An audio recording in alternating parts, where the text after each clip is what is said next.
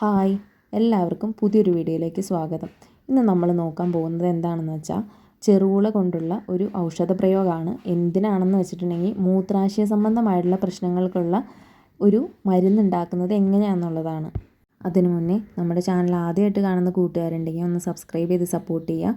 ഈ വീഡിയോ നിങ്ങൾക്ക് ഇഷ്ടമായാൽ ലൈക്ക് ചെയ്യാനും കമൻ്റ് അടിക്കാനും മറക്കരുത്. എല്ലാവർക്കും അറിയുന്ന പോലെ ചെറുപുള ഒരു ഔഷധ സസ്യമാണ്. അതിന് പുറമെ പൂജ ആവശ്യങ്ങൾക്കും ചെറുപുള ധാരാളമായി ഉപയോഗിച്ചു വരുന്നുണ്ട്.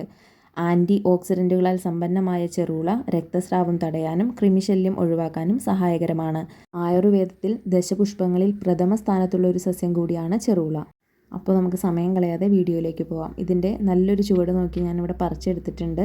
നന്നായിട്ട് മണ്ണുണ്ട്. ഇതിൻ്റെ തീരെ നൈസായിട്ടുള്ള വേരാണ്. അപ്പോൾ നല്ലപോലെ കഴുകി ചതച്ചെടുക്കാം. നമുക്ക് നന്നായി കഴുകിയെടുത്ത് ചതച്ച് വെച്ചിട്ടുള്ള ചെറുപുളിയാണിത്. നല്ലൊരു വലിയ ചുവടാണ് ഞാൻ എടുത്തിട്ടുള്ളത്. നല്ലപോലെ കഴുകി നല്ലപോലെ അമ്മിക്കല്ലിൽ വെച്ച് തന്നെ ചതച്ചെടുക്കുക. സമൂലമാണ് നമ്മളിവിടെ എടുത്തിട്ടുള്ളത്. ഇലയുണ്ട്, പൂവുണ്ട്, തണ്ടുണ്ട്, വേരുണ്ട്. ഇനി നമുക്ക് അടുപ്പത്ത് വെള്ളം വെച്ച് കൊടുക്കാം.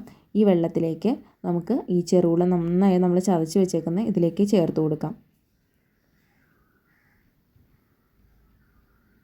നമ്മൾ ചെറുപുള അതിലേക്ക് ഇട്ടിട്ടുണ്ട്. നമ്മൾ കുറച്ച് വെള്ളമാണ് എടുത്തിട്ടുള്ളൂ. ഇനി നമുക്ക് ഈ ചെറുപുള മൊത്തത്തിൽ മുങ്ങി കിടക്കാൻ പാകത്തിനുള്ള വെള്ളം വേണം. അപ്പോൾ നമുക്കൊന്ന് ഇളക്കി നോക്കാം. ഈ വേരും എല്ലാം നല്ലപോലെ വെള്ളത്തിൽ മുങ്ങിക്കിടന്ന് നന്നായിട്ട് തിളച്ചത് ഈ ചെറുപുള അതിൽ കിടന്ന് നല്ലപോലെ വെന്ത് വരണം. നമ്മളെടുക്കുന്ന ചെറുപുളയുടെ അളവും വെള്ളത്തിൻ്റെ അളവും എങ്ങനെയാണെന്ന് വെച്ചിട്ടുണ്ടെങ്കിൽ 4 ഗ്ലാസ് വെള്ളം എടുക്കുന്നതെങ്കിൽ അത് നമ്മൾ 2 ഗ്ലാസ്സാക്കി തിളപ്പിച്ച് വറ്റിക്കണം. അപ്പോൾ നമ്മുടെ ചെറുപുള മുങ്ങി കിടക്കാൻ പാകത്തിന് നമ്മൾ വെള്ളം ഒഴിച്ച് കൊടുത്തിട്ടുണ്ട്. ഇനി ഇത് നല്ലപോലെ തിളച്ച് നല്ലപോലെ ചെറുപുള വെന്ത് വരണം. പതിയെ തള കയറി വരുന്നുണ്ട്. നമുക്ക് വെയിറ്റ് ചെയ്യാം. നല്ലപോലെ ഇതുപോലെ വെട്ടി തിളയ്ക്കണം. ഇതിലൊക്കെ നല്ലപോലെ വറ്റി നമുക്ക് സെറ്റായി കിട്ടിയിട്ടുണ്ട്. ഇതുപോലെ പച്ച കളറിലിരിക്കും നമ്മുടെ ഈ മരുന്ന്.